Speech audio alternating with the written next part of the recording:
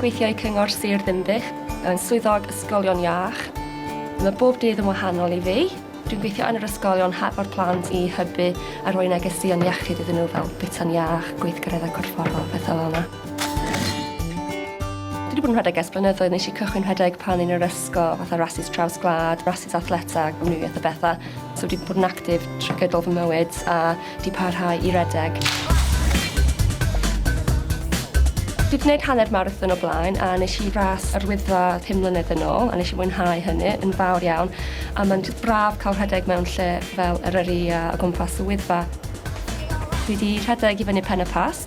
Mae'n iawn, dim yn rhy ddrwg, a dwi wedi gweld y allt ar y diwedd y ras hefyd, a mae'n andros allt. Mae'r teulu yn cefnogol iawn chwarae teg, mam, dad, mrawd. Ar y diwrnod y ras, bydd am dewis gen neb, bydd pawb o gwmpas y ras a helpu fi I fynd rownd y cwrs.